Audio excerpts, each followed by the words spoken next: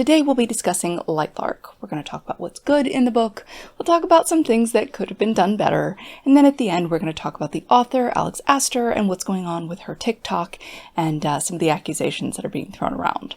In the vein of full disclosure, I bought this book with my own money for about $13 US. I bought it off of Amazon. I have not been contacted, paid, or compensated in any way by Alex Aster or her agents or representatives. All of the opinions expressed in this video are my own. If you like bookish content, in particular book reviews, consider liking the video and subscribing to the channel. It really does help me out, and if you've already taken the time to do that, thank you very much. Before we get going, I want to just point out I'm not the target audience for this book. Lightlark is a young adult fantasy book, which means its target audience is somewhere between the ages of 15 and 18. Even if you wanted to extend that, you're only going to go to about 13 to 20, and I am well outside that age bracket. So there are some things in the book that grated on me, but were probably fine if I was in the right age group. I still liked it. That doesn't mean that I think it was perfect, and of course it has its flaws. Many flaws. But I'm not going to sit and tear this book apart. It wasn't that bad. And I'm also not going to sit and rail against the author or jump on the hate train bandwagon that's going on TikTok and other social media platforms. This isn't that kind of review.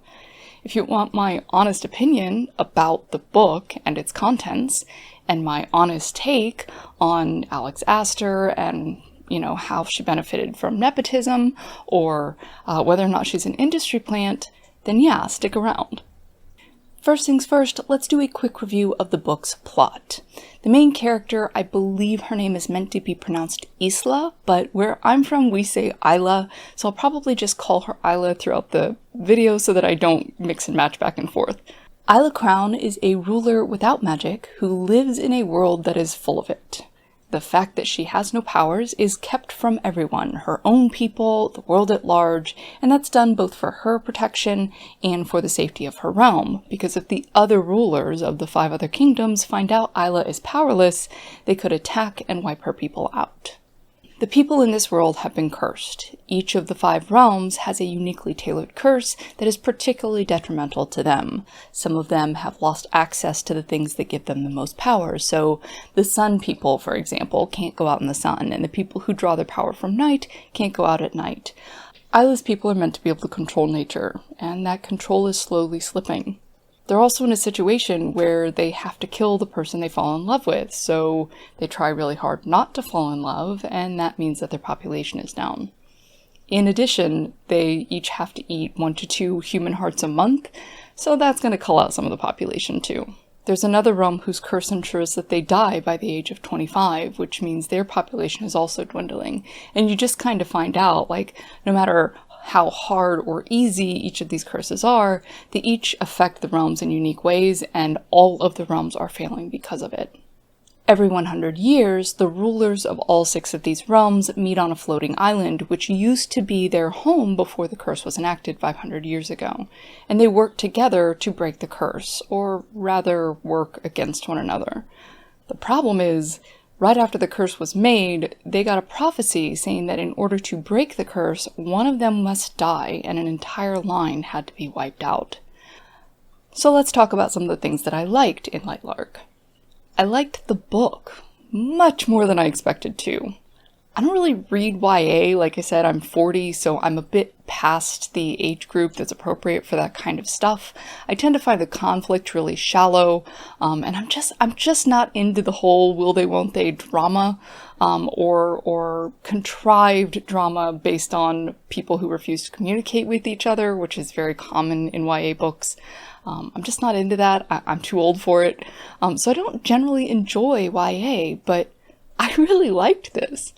I'm also generally not a fan of love triangles. I don't believe that love is finite. You're not going to run out just because you give some to one person. There's always more.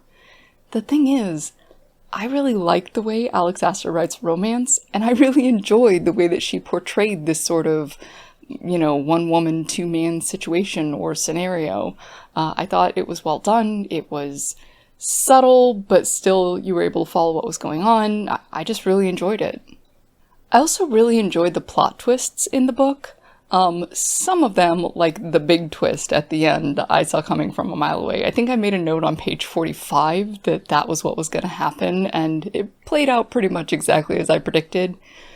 But as the book went along, the author got a lot better at sort of weaving the information in a really subtle and smooth way. So there were a lot of other smaller twists that I didn't see coming. The thing is, even knowing exactly what was going to happen at the end, the whole time I'm like pouring through the text looking for subtle clues to like confirm that my suspicions were accurate. So it was still really exciting, and it was still very satisfying in the end to see it play out the way that I had predicted, which tells me that even though I saw the twist coming, it was still well done. Overall, I feel like the author's attempts at foreshadowing were enjoyable and successful, and I really liked all the twists she put in the book. Okay, let's talk about some of the things that I think could have been done better. Now, just so that we're all on the same page, every book has its flaws. Not all flaws detract from your enjoyment of the book. Recognizing that something is imperfect doesn't mean we don't still enjoy it. So I'm able to look at this and say, okay, this could have been done better, this needed some work, and still overall enjoy the story. As a general comment on the book itself, I feel like the second half of the book was significantly more enjoyable than the first. And that just tells me that some things got missed in editing. Because of the situation about the way that the book was published, I feel like they were kind of rushing it. And there were some pretty substantial developmental type edits that needed to occur in the first half of the book in order to bring it out of middle grade and into YA. And they got missed because they were in a hurry. And that's kind of a shame. For example, the way a lot of things are named is really childish. The king is addressed as king, like it's his name. Have a seat, king. Would you like some grapes, king? Not your majesty, not your highness, not your grace, however correct or incorrect any of those may be. He's just called king, like it's his name, and it's really awkward. The main character has this sort of wand thing that she uses to open a portal, and when you open the portal, it's dark with stars inside, so she calls it, you guessed it, her star stick. The names of the realms are also pretty ridiculous. Sunling, Moonling, Wildling, Starling. It feels like you're reading out of a children's book, and the only one that's unique in any way is Nightshade, which is named after a family of deadly flowers, which is extremely on the nose. One of the main plot points is that the main character, Isla Crown, does not have magic, and everybody else in the world does. The rulers in particular have more magic than their people, but Isla has none. And when she's talking about it, and she talks about it a lot because, again, it's one of the main plot points, she uses the word powers every time. Not magic, not abilities, not some fantasy name that is special and unique to her world, just powers. Over and over and over again. This childish naming convention and simplicity of what we call things did detract from my enjoyment of the book somewhat. I found it very distracting. Anytime you pull somebody out of the book so that they think about the word choice that the author made, that's not a good thing. So I wish that they had taken the time to find more age-appropriate words for the names of things. Another thing I think could have been done better was the subtlety. So as I mentioned, the first half of the book is not anywhere near as good as the second half, but in particular, the first third of the book completely lacks subtlety. The author tells you exactly what's going on. She tells you how the character is feeling. She tells you what's going to happen. After it happens, she recaps it for you in very direct language. There's no room for your imagination to fill in the gaps. There's no room for your own brain to do any work at all. And that's okay in a middle grade book when your audience is like 8 to 12. This is a YA novel. It's meant for older teenagers. They can think for themselves. You don't need to hold their hand. Another thing that annoyed me, really annoyed me, in the first half of the book, Isla Crown is a complete Mary Sue. she's not bad at anything, unless it doesn't matter and has no consequences or doesn't impact the plot in any way. So her flaws are used to try to make her more charming, and in effect it just makes her utterly unlikable, and not in an intentional way. Let me give you a few examples of that. So Isla, because she has no magic, has been described as having been really heavily trained in martial combat her whole life, so that she's not completely defenseless. The problem is, on several instances, she's also described as quite clumsy, which I feel like is a middle grade thing to try and make the character more relatable, because we all go through that sort of awkward, gawky, preteen phase where our arms and legs are just too long and our joints don't work properly, so we're all a little clumsy at around the age of 10 to 12. So it's very common for main characters in middle grade books to be clumsy, and it's meant to help the reader relate to the character.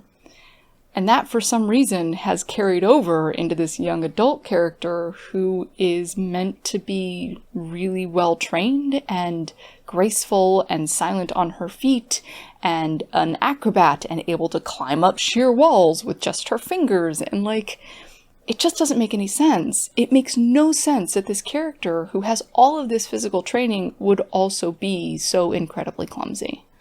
And the thing with her training, it kind of comes and goes, right? She's clumsy when it's convenient, and then other times she's Superwoman. She gets in a fight with these two trained guards, both of whom have magic, and somehow, before either of them can draw their weapon or cast a single spell, and magic is pretty much instantaneous in this world, she's landed 6 blows and knocked them both out. That's not how it works. She's trained, sure, but so are they. Another flaw that Isla was given, at least in the first half of the book, is she is utterly selfish and impulsive and self-interested and just focused on her own headspace. Like I mentioned, she's a ruler. She's been sent there to save her people. She's also made a deal with her friend, and this is not a spoiler, it comes out very early in the book in chapter 2 or something like that. She's also made a deal with her friend from the realm where everyone dies when they're 25, and they're going to work together because Isla has no powers, and Celeste is going to try to save her too. They're the youngest, they're the most vulnerable, they are the most likely to be killed, and so they're supposed to work together, and they come in with this plan, and Isla constantly, either through impulsive decisions or ego, sabotages their plan. It is their realm's only hope for survival. All of their people will die if they fail, and she knows that. And still, for some reason, she wins fights she's supposed to throw. She gets distracted by, what she wants versus what she should do. And it's are you 12? That's what it feels like. It feels like she has the mentality of a preteen rather than somebody who's meant to be closer to 20. She feels more 12 than 20. And that, again, is a call sign that the author was used to writing middle grade, and it's something that should have been caught in editing. The only excuse that I can make for that is that perhaps they were trying to work in some sort of character development, start the character at a really low place, a really selfish place, and then as the story progressed, sort of bring her up to being more realm-focused, being more altruistic, being more aware of other people's needs. If that's the case, it failed. She does get more focused on what she needs to do in the second half of the book. The problem is, it happens like a light switch. There's no slow roll development. There's no growth. It's just Isla. Oh crap, I gotta do this for my realm. I gotta save my people. And it's just one or the other. So yeah, if that was done on purpose for the effort of character development, it was done really poorly. And that's kind of a shame. The thing is, Isla in the second half of the book is quite a likable character. And Isla in the first half of the book is utterly unlikable, and it feels unintentional. That's not a good thing. Another issue I found while I was reading the book, and this too pulled me out of my immersion. The author did not do enough research on many things. A few examples are, I found in many cases I was sort of shaking the book and telling the pages, you know, that's not how armor works. That's not how weapons work. That's not how gravity works, you know? It was very frustrating when just a simple Google search or a 20-minute YouTube video would have answered whatever question she had and helped her understand the physics of falling and the way that swords are used and what they can and cannot do and how armor is donned when one is by oneself. It's a tricky business and it's not fast, and she describes it like you're just throwing on a set of comfy pajamas. She's talking about this girl putting on plate mail, a breastplate, pauldrons, arm guards, you know, the legs, the head, the everything. And she just does it in a snap, like races through it. I think she actually used the term races to put on her armor or race to put on her armor or something like that. You can finagle yourself into a suit of armor on your own if you have things set up to help you do that, but it's designed to have a squire help you for a reason. In another instance, she's slicing through tree branches with her sword. I told my partner this, and this could just be because I've lived with people who use swords for the past 20 years of my life. They all swing swords around for fun. But yeah, I was like, can you do this? Can you cut through tree branches with a sword? And he just laughed. He's like, of course not. You know, we use axes for a reason. Could you eventually maybe hack your way through one? Yeah, maybe, but you destroy your blade, and she's slicing through them like they're, you know, paper ribbons, and it was just so ridiculous. It was so silly. This other time, she's climbing up a sheer cliff, because Isla Crown is perfect in the first half of the book and can do anything, and she's climbing up this cliff face. She's 20 feet up in the air, and she slips. And while she's falling, 20 feet, mind you, so think about how fast that is, she unclasps her necklace, which has a pendant like a dagger, digs the dagger into the cliff face, and stops herself from falling.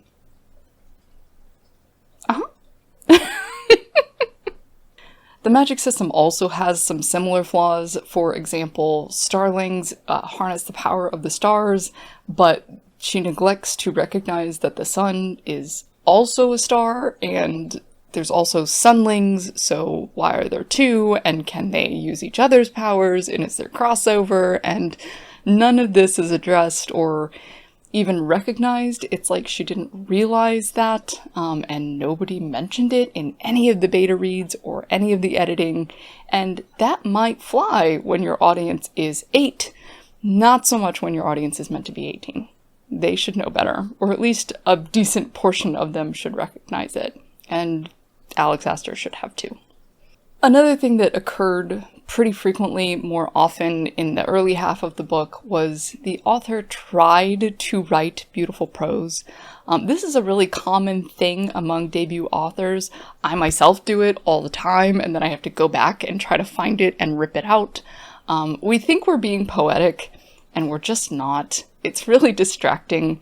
What is beautiful in language is subtle, and when she tries to do it, it's not subtle, it's not beautiful, it's just distracting.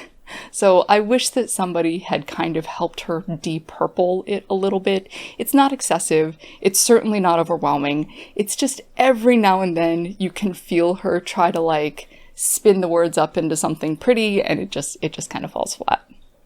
The world that the story is written in has some really strange rules that feel completely arbitrary, like, oh, I need it to be this way so that I can have this scene later, so I can have this plot thing happen later.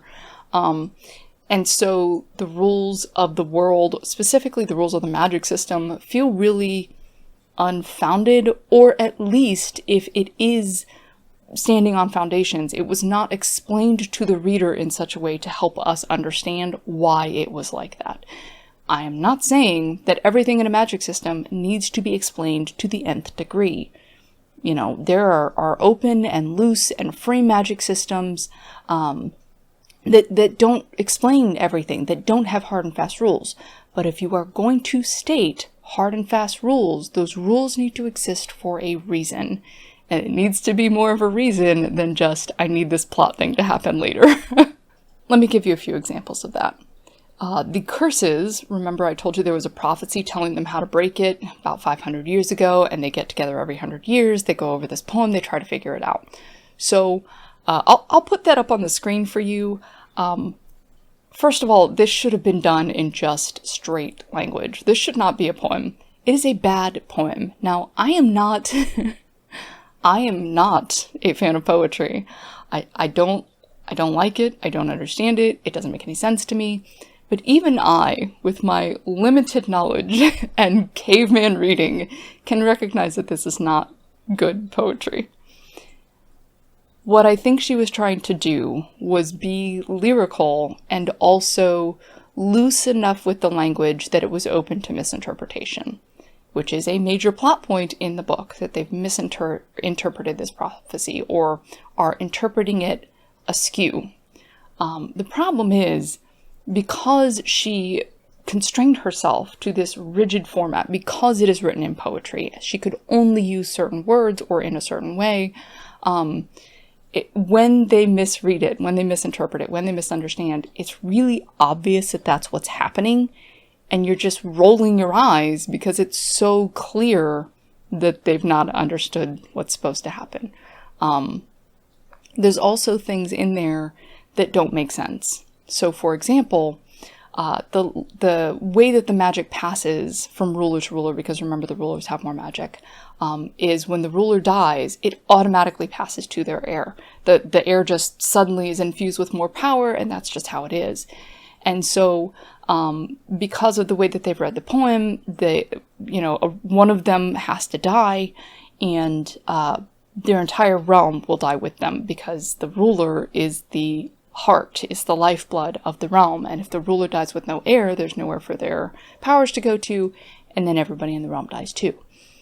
So none of these 6 rulers are allowed to have children, because the realm is meant to die based on the way that they interpret the prophecy. The problem is, we already have 2 instances in the book where powers did not pass to direct descendants. It didn't pass from parent to child. The Sun King, for example, got his powers from his brother when he died. And there's another instance later on where powers are stolen from one person to another. So if they can go to a sibling or another family member, or they can just go to some rando who happens to have the right magical artifact or possess the right combination of powers, like, why does it matter that they can't have children? Other than it's just meant to make us feel more sorry for them and the situation that they're in. All of their people are dying. Don't we feel sorry enough? Like, what is the purpose of you can't have kids other than to make them more sad? So you've got all of this prophecy stuff, and then you've got like the rules of the game. So none of the rulers are allowed to participate if they've had any children. They're also not allowed to kill anybody until the 50th day. It's a 100-day thing where they get together. They call it the centennial. So it's every 100 years for 100 days. Because nice round numbers. And the reason they have this rule is supposedly because at the first centennial, the first time they all got together, it was a bloodbath. It was basically the Hunger Games. And so everybody was trying to kill everybody else. A bunch of civilians got caught in the crossfire, and there was a lot of collateral damage. The thing is, could you not just as easily tell the civilians to stay away from the centennial? Like, it's on an island. Just tell them they can't go on the island if you're worried about their safety. Like, your people are dying, and you're sitting here drinking tea. What are you doing? Another thing is that because of the way that the curse is worded, the rulers have to pair up. It's clearly a misinterpretation, or at least a strangely specific way to interpret it. And I'm not really sure why we got stuck on that. It seems, again, very arbitrary, or at least was not explained in such a way that this is how they figured it out. And so the whole time, they're like, oh, we have to work in teams, we have to work in pairs, and oh, by the way, you're not allowed to kill your partner, which, why? If that's the person that needs to die, why the heck not? So they're all trying to solve this puzzle of the prophecy, and they're pairing up because they think that that's what the prophecy has told them, but like, that's not what it says. It says you have to work together. It says nothing about pairing up. Anyway, it's just annoying and weird, and it would have been fine if she had explained how they got to that conclusion. It would have solved all of the awkwardness around the poor interpretation, and she just didn't.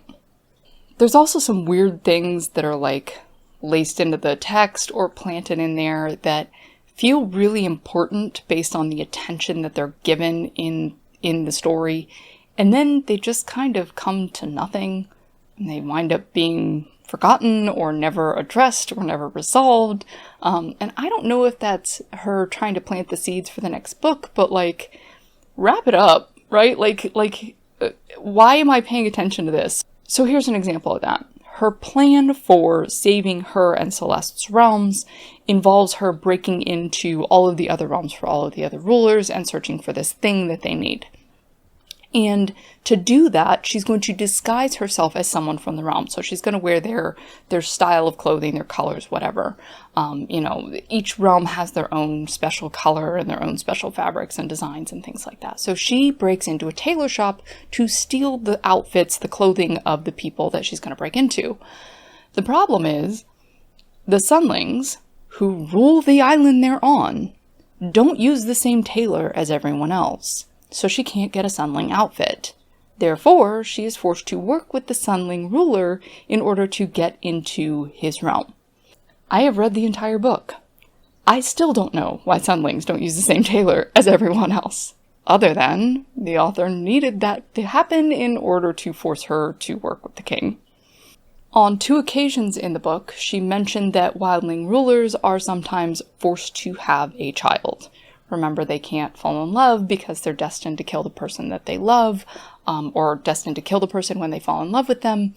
And so she just kind of like casually mentions that so-and-so is forced to have a child, or if she fails, she might be forced to have a child.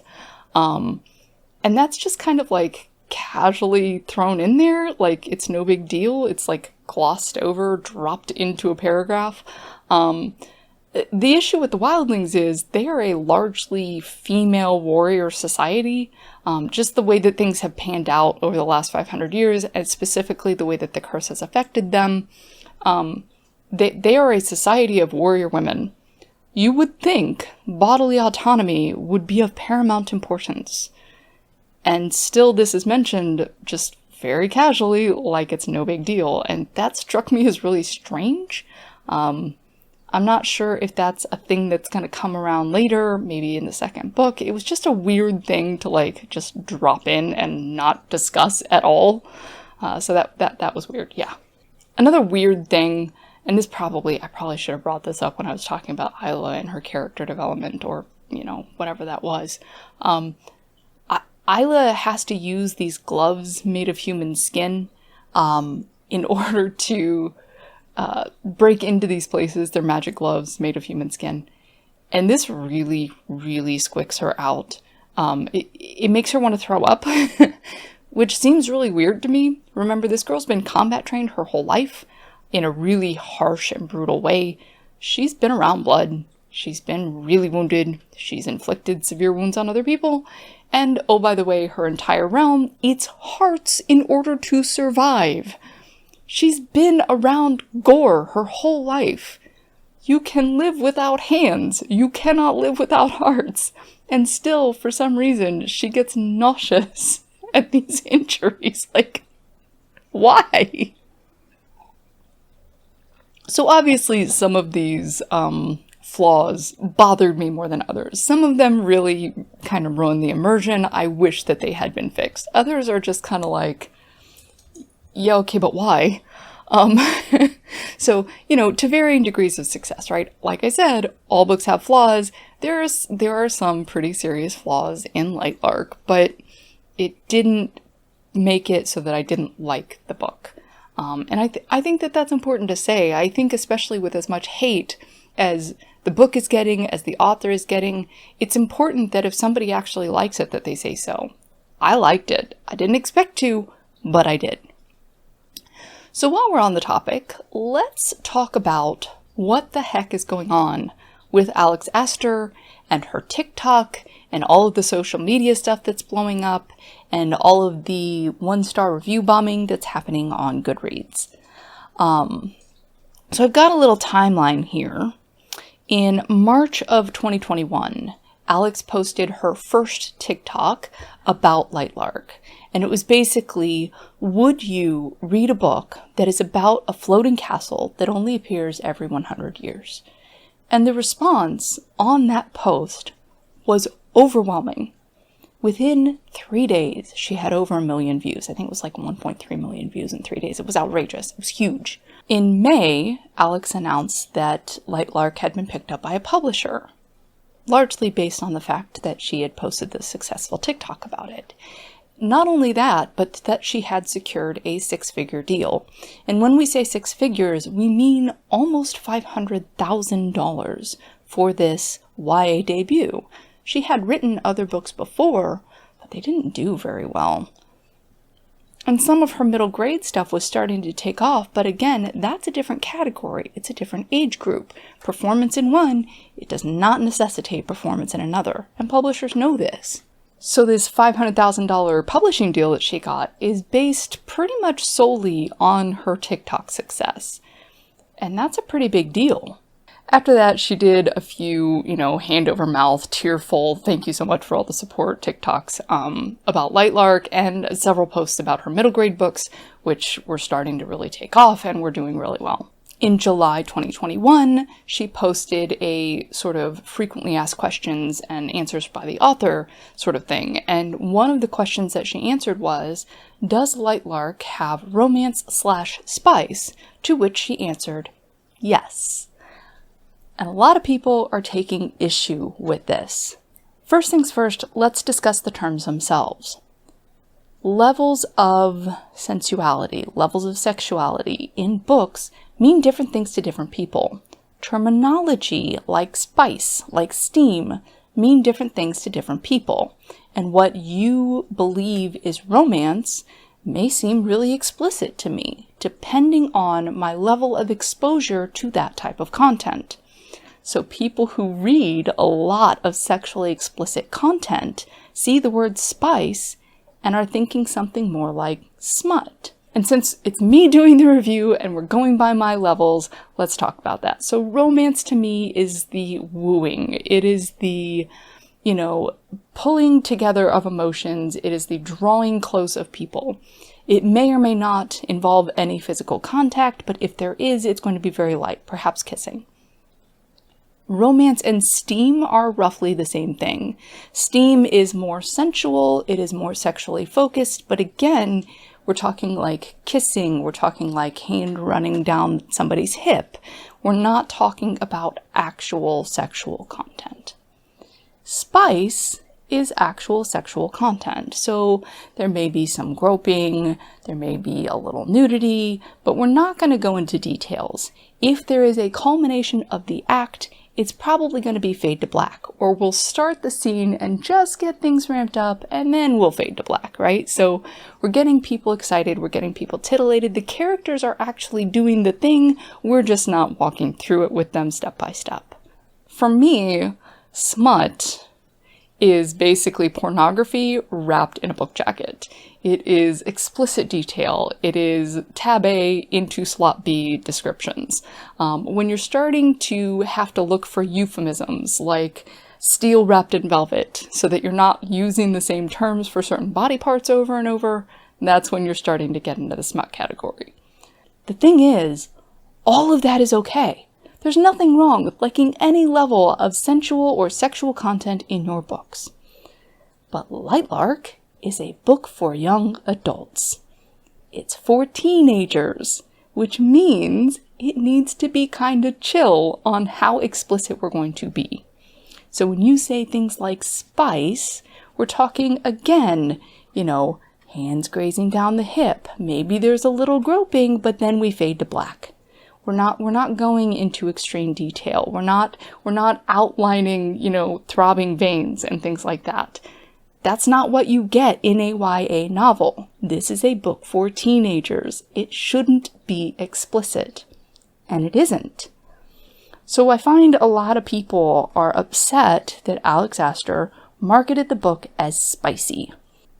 And frankly, I take issue with a bunch of women in their late 20s and early 30s giving her a hard time because this book she wrote for teenagers doesn't have enough overt sex in it. What is wrong with you? Another thing I've seen people complaining about is that she used a lot of lines from the book as direct marketing, and then they said that those phrases weren't in the book. That has not been my experience. Here's a few examples. In September of 2021, Alex posts about a scene where the main character and one of the love interests get trapped in a chapel in the rain, and she asks him what he's thinking. And he says, "What I'm thinking can't be said in a place like this." And a lot of people are like, that never happened. I can confirm it did. Here's a screenshot of that line in my book. In November of 2021, she posts that there is a dark-haired, morally gray character and a king who wants to kill her. Both of those are accurate. There is a dark-haired, morally gray love interest, and there is also a king who wants to kill her. The thing is, all of the rulers kind of want to kill all of the other ones. It's a competition. One of them has to die. They're manipulating each other. Somebody's going to get killed. She knows she's the weakest link, and she thinks it's going to be her. So if we're being entirely honest, all of the rulers want to kill her. The king is one of the rulers. It makes sense. I can't really go into more details without giving a bunch of spoilers, but that seems like an accurate description of what's in the book.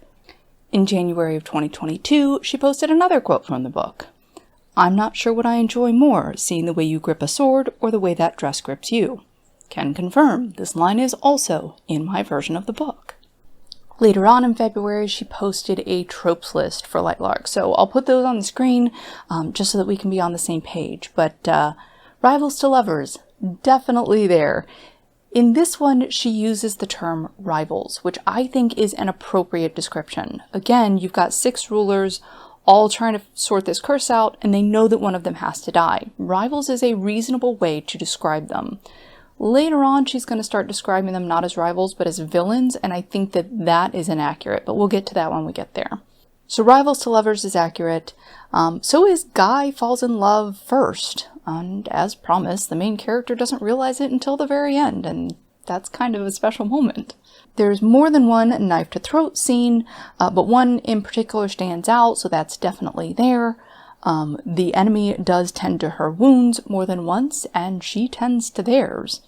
And I would definitely qualify the things she has going with the dark and light, the Nightling, Nightshade, and Sunling as a love triangle. Now, it's not a love triangle in the whole jealous, get away from her, she's mine, with that possessive thing and the whole, toxic masculinity nonsense. You don't really see any of that in there. And to be frank, I think that's probably why I enjoyed it. There wasn't any of that nonsense and that manufactured drama, and just like I said, the whole toxicity or the toxic masculinity of it, that just wasn't there. It was a love triangle that was all about romance and getting to know the characters and watching them bond, and I really liked that approach. The only thing I can say that may have been an overstatement is touch her and you die. And again, a lot of that is because they didn't have all of the possessive, toxic masculinity stuff that you often get in love triangle stories. What this might refer to is if the main character, Isla, gets injured, that one of the men who love her would come to her aid and potentially kill the person. But I think that's more of a mentality thing, which is an accurate description. There's just no scene in the book where it actually happens, or certainly not where they had the opportunity to do it.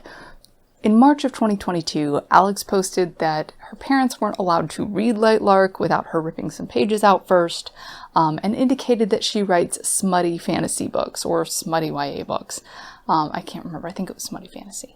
And I think, again, people felt misled.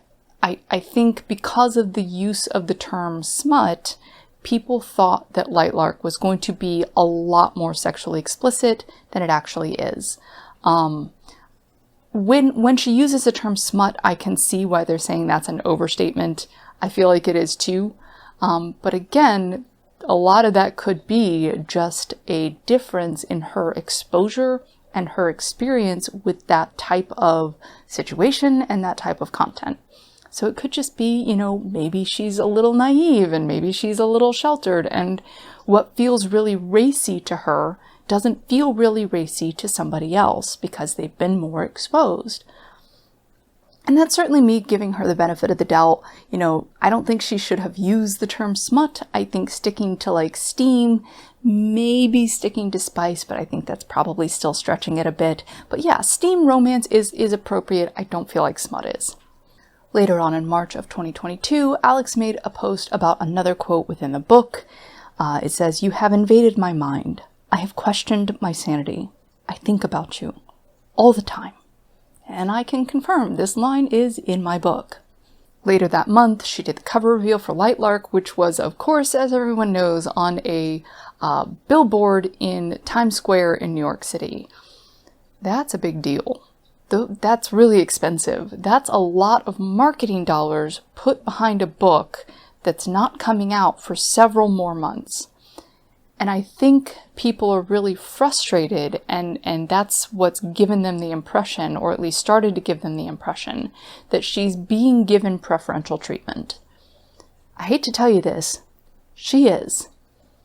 She got interest of over 1 million people for an unpublished, unrepresented book in 3 days. Of course she's getting special treatment.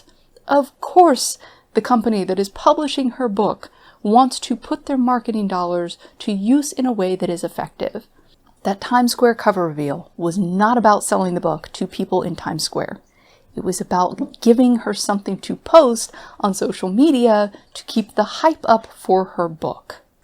Near the end of March, Alex posted a TikTok where the main character is sleeping and the love interest kind of runs their hands over her lips and says, "You will never understand, will you, what I would do out of love for you." I gotta be honest, I don't remember this scene happening. There are several situations in which it could have happened, or maybe I've just forgotten. Again, I have a paper copy of this book, and if I don't at least kind of sort of remember where the scene came from, finding it is difficult. I would have to actually reread the entire book, or at least thumb through every page, and I'm just not going to do that.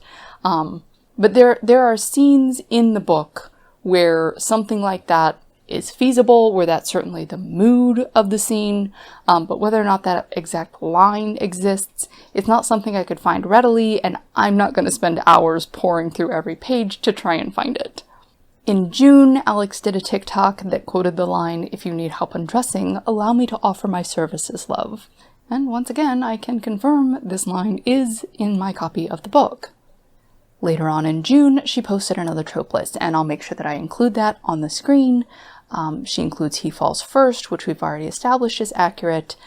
Banter is on the list, and sure, I would definitely count the interactions that she has with the Nightshade as banter. You know, they have that sort of barbed, joking, growing affection sort of thing going on. Sure, I'd call that banter. Rivals to lovers, definitely there. Forced proximity, again, in the pairing choices, and then there's a scene in a cave where she gets stuck with someone who's injured. Yeah, proximity, forced proximity is there. Knife to throat, definitely there a few times, as we've already said.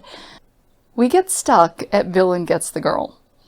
Again, none of these characters are really villains. There's not really a bad guy. There's certainly a guy who is more dark and brooding, the sort of like bad boy trope going on, but like all of them are morally gray. All of them are willing to do horrible things to save their people. None of them is a really good guy. None of them is really a bad guy. They're all just people doing what they have to in order to survive and in order to ensure the survival of their people. So I think her use of the term villain is probably overstated. I think she should have stuck to rivals, but again, we're talking about semantics. We're talking about a difference in interpretation and connotations associated with the word villain. If she thinks that one of them is a villain, I can see why someone would label him a villain. He has very sort of villainy vibes, but he never really does anything that's particularly villainous. Moving down the list, tending to wounds happens multiple times. She tends to their wounds, they tend to hers.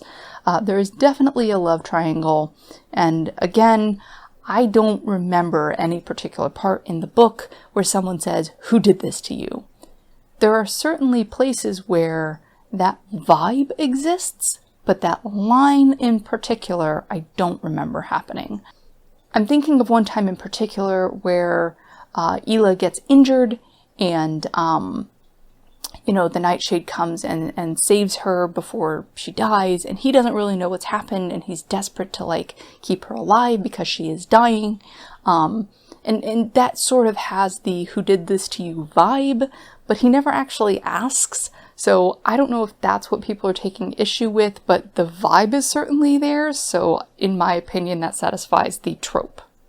In July, Alex made another TikTok post where she says that the main character is talking shit about a cruel, horrible king to a random guy who just saved her life. That never happened. The king is the one who saves her life. She falls off a balcony and the king saves her. In another instance, it's the Nightshade who saves her, but she doesn't talk shit about the king. The king was there. He knows what happened. There's never an instance where she is talking to a random stranger and talking crap about the king. That just doesn't happen.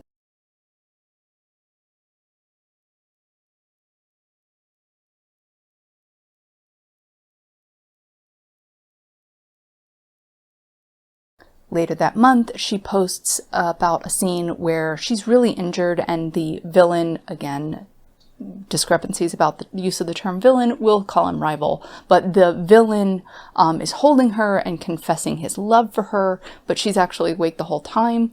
And again, that scene is taken directly out of the book. That is exactly what happens. 2 days later, Alex posts that Universal has picked up Lightlark and that they're using the same producer as the people who made Twilight. And she does, again, this over-the-mouth sort of fake happy cry thing. And I'm guessing she does that because it trends really well. I don't know. I'm outside that age group. I don't understand TikTok. But if that works for her, fine, whatever. And I see a lot of people claiming that she must be an industry plant or an insider or benefiting from nepotism because she got this movie deal before the book is even published. That happens, especially when there's a lot of hype, and there was a lot of hype for Lightlark. 1.3 million people wanted or were interested in the book being produced. It's 1.9 now and still growing. All of the hype about the cover reveal in Times Square and all of the posts on TikTok and other social media platforms. So yeah, unpublished books get optioned all the time. And sometimes, if there is enough hype around them, enough drive, enough excitement, enough people that have already said, I want this book, yeah, sometimes they'll start production early. The reason that they would do something like that, at least from a business perspective, for someone who's not involved in film but has done a lot of businessy type stuff before I left the corporate world, the reason you would choose to do something like that is for compression of the marketing budget. So the publisher has already spent a bunch of money doing the billboard in Times Square, and Alex Aster herself has already done a tremendous amount of marketing and selling the book to people on TikTok. It has blown up. It's been on blogs, it's been in journals, it's been on TV. All of that is marketing money they don't have to spend. The sooner production gets underway, the faster the movie hits the market. And the faster the movie hits the market, the better able they will be to capitalize on the existing excitement that they didn't have to pay for. In August, Alex posted about her struggle to get Lightlark published, and she talks about writing since she was 12, and at that age trying to write YA. Of course they were terrible, of course nobody wanted them. She says that she sent each of those books out to over 100 agents and got over 100 rejections on each. There's no way to verify that. I'm just going to take her at her word. Querying is an absolutely brutal, unforgiving process. Your pitch has to be perfect. Your manuscript has to be the exact thing that that person is looking for. If it's not, they reject you. I can't imagine a 12-year-old who is writing outside her age group anyway, above outside her age group, is going to have what a literary agent is looking for. So that she got rejected, and was it 100 times or was it 20? Like, who knows? But that's still a 12-year-old dealing with the rejection that adults don't handle well. There are authors my age, in their 40s and 50s, who get a dozen rejections and fall to bits and can't seem to manage to go on and give up on their dreams. And here you have this 12-year-old, now 27, who's been doing this for 15 years. And if she started writing and submitting at 12, she has been doing it for 15 years, who has never given up. She knew she wanted to be an author from the time she was a child and pursued it unrelentingly. That's a thing to be admired. Why are people making fun of her for counting her failures and the rejection she received at 12? Why are they discounting that as though it didn't matter, as though it didn't impact her, as though she didn't bear the burden of those rejections and bear the heartbreak of those rejections? She did.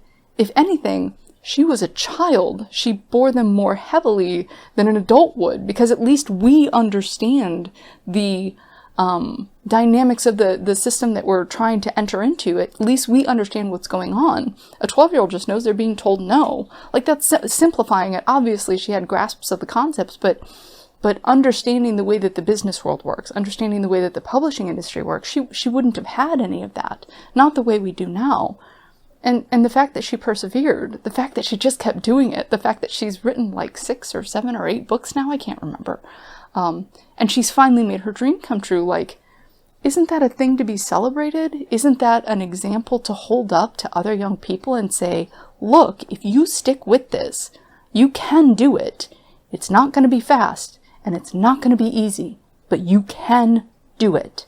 You just have to pursue it unrelentingly and constantly improve until you get to a point where you succeed.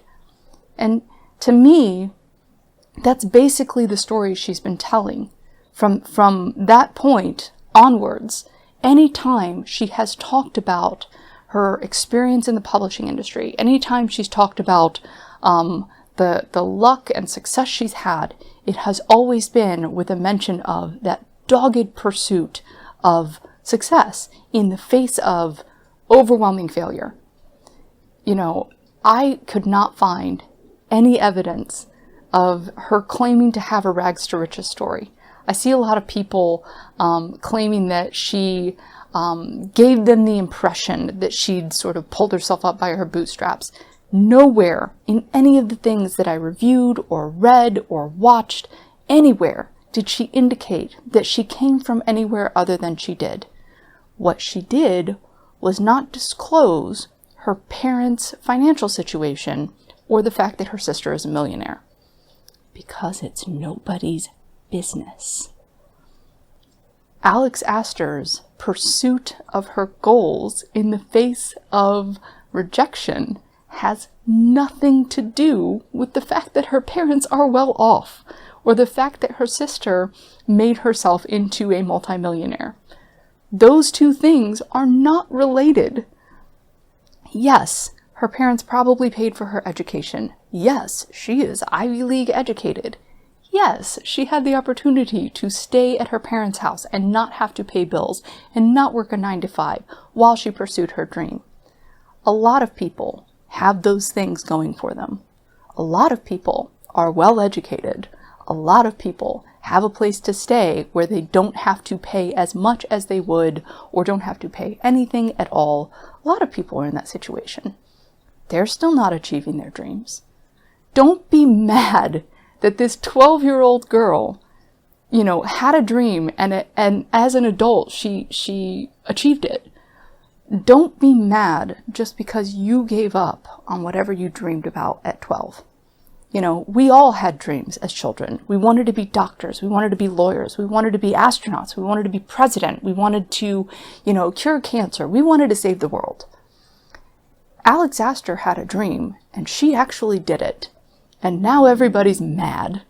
Don't let your jealousy of the fact that she did it and you didn't affect how you perceive her. If you don't like her because her personality grates on you or something about her bothers you, that's fine. Don't buy her book. If you bought her book and you didn't like it for any of the reasons I mentioned or reasons of your own, that's okay. That's what reviews are for. But don't go out of your way to ruin the woman's career. Don't go out of your way to destroy something that somebody has spent a lifetime building.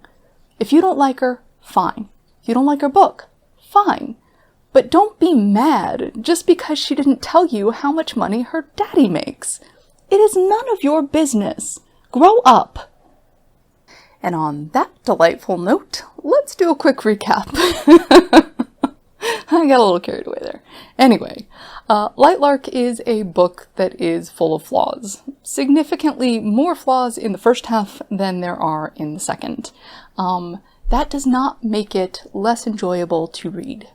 I think one of the reasons that it is receiving so much hate has nothing to do with the successes or failures of the book itself. It's got nothing to do with the writing. It's got nothing to do with the story. It has everything to do with people feeling like they were misled, whether that's accurate or not, and then a whole lot of people jumping on the hate train because it's cool and trendy and gets your videos pushed to the top of the algorithm. I think the book is being review bombed, not because it is a bad book, but because it is popular to do so. Because people don't think for themselves and won't take the time to read it through and form their own opinions.